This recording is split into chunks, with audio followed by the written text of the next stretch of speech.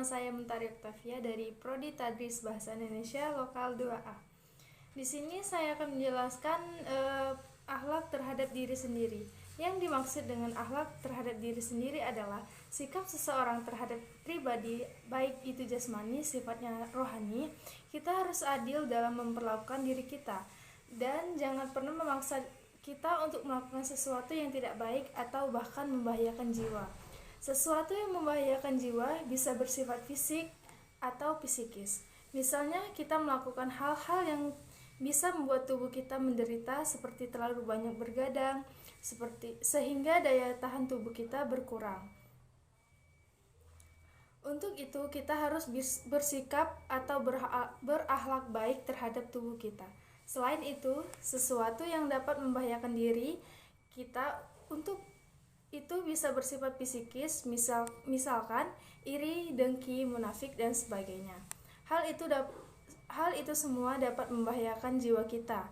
Semua itu merupakan penyakit hati yang harus kita hindari.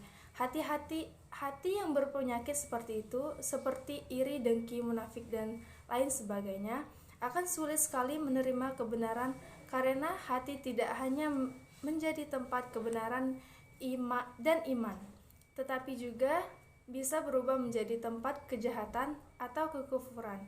Untuk menghindari hal tersebut, maka kita dituntut untuk mengenali berbagai macam penyakit hati yang dapat merubah hati kita, yang tadinya merupakan tempat kebaikan dan keimanan menjadi tempat keburukan dan kekufuran. Seperti yang telah dikatakan bahwa di antara penyakit hati adalah iri, dengki, dan munafik. Maka kita harus mengenali penyakit hati tersebut. Orang pendengki adalah orang yang paling rugi. Ia tidak mendapat apapun dari sifat buruk itu, bahkan pahala kebaikan yang dimilikinya akan terhapus. Islam tidak membenarkan kedengkian. Rasulullah Shallallahu Alaihi Wasallam bersabda, Abu Hurairah anhu meriwayatkan bahwa Rasulullah SAW bersabda, hati-hatilah pada kedengkian karena kedengkian menghapus kebajikan, seperti api yang melahapnya. Hadis riwayat Abu Dawud. Munafik adalah orang yang berpura-pura ingkar. Apa yang mereka ucapkan tidak sama dengan apa yang hati dan tindakannya.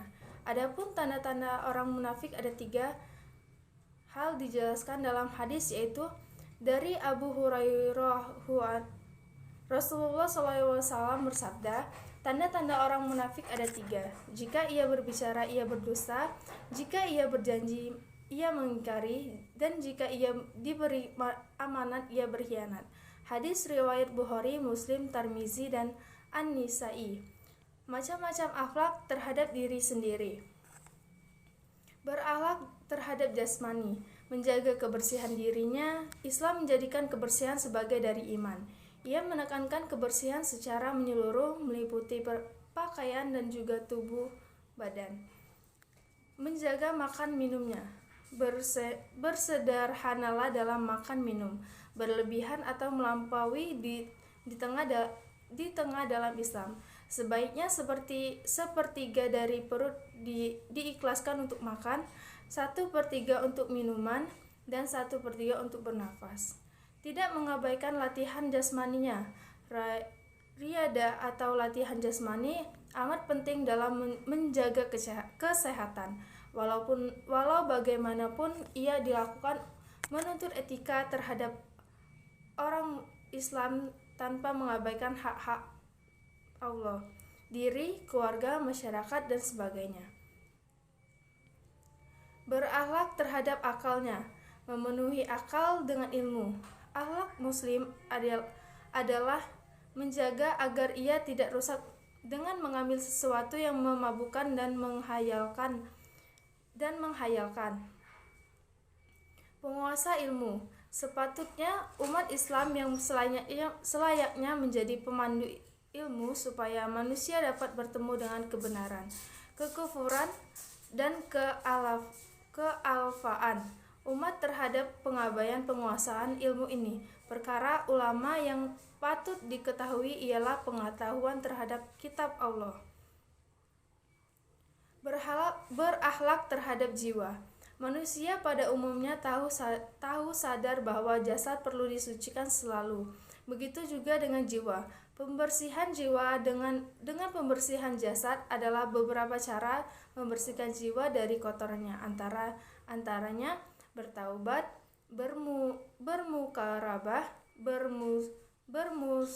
bermuhasabah, bermujadahah, perbanyak ibadah, menghadiri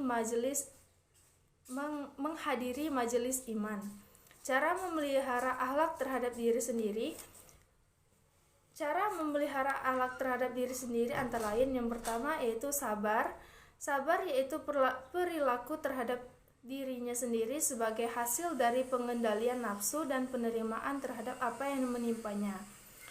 Kedua, syukur. Syukur yaitu sifat berterima kasih atas pemberian nikmat Allah yang tidak bisa terhitung banyaknya. Yang ketiga, tawadu. Tawadu yaitu rendah hati, selalu menghargai siapa saja yang dihadapinya, orang tua, muda, kaya atau miskin. Yang keempat, sidik. Sidik artinya benar atau jujur. Seorang muslim harus dituntut selalu berada dalam keadaan benar lahir batin, yaitu benar hati, benar perkataan, dan benar perbuatan. Yang kelima yaitu amanah, artinya dapat dipercaya. Sifat amanah memang lahir dari kekuatan iman. Semakin menipis keimanan seseorang, semakin pudar pula sifat amanah pada dirinya. Antara keduanya terhadap ikatan yang sangat erat sekali. Yang keenam, istiqomah, yaitu sikap teguh dalam mempertahankan keimanan dan keislaman, sekalipun menghadapi berbagai macam tantangan dan godaan. Perintah supaya beristiqomah dinyatakan dalam Al-Quran pada surat Al-Fussilat ayat 6 yang artinya, katakanlah bahwasanya aku hanyalah seorang manusia seperti kamu. Diwahyukan kepadaku bahwasanya Tuhan kamu adalah Tuhan yang Maha Esa.